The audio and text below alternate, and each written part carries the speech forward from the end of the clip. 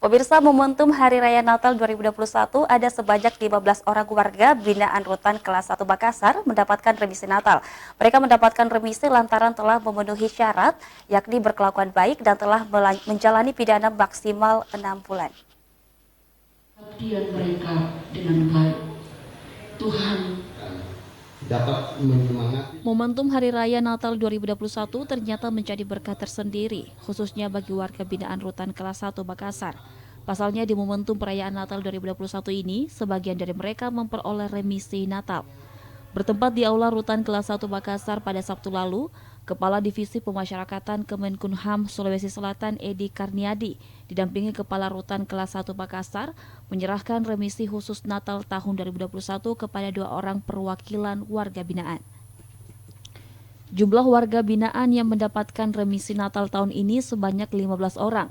Mereka telah memenuhi syarat administrasi dan substantif, yakni berkelakuan baik, telah menjalani pidana 6 bulan. Besaran remisi yang didapatkan bervariasi berdasarkan masa pidana warga binaan, mulai dari 15 hari, 1 bulan, dan 1 bulan 15 hari. Di Rutan Kelas 1 Makassar telah dilaksanakan upacara pemberian remisi bagi warga binaan yang beragama Nasrani. Ada sebanyak 15 orang warga binaan pemasyarakatan telah mendapatkan remisi. Adapun besaran yang diberikan pada mereka jumlahnya bervariasi. Ada yang mendapatkan 15 hari, ada yang mendapatkan 1 bulan, dan ada yang mendapatkan 1 bulan 15 hari.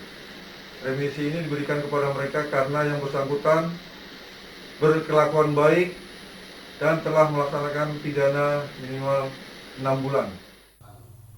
Diharapkan remisi yang didapatkan warga binaan Rutan Kelas 1 Makassar ini bisa menjadi motivasi untuk lebih memperbaiki diri dan lebih semangat mengikuti program pembinaan.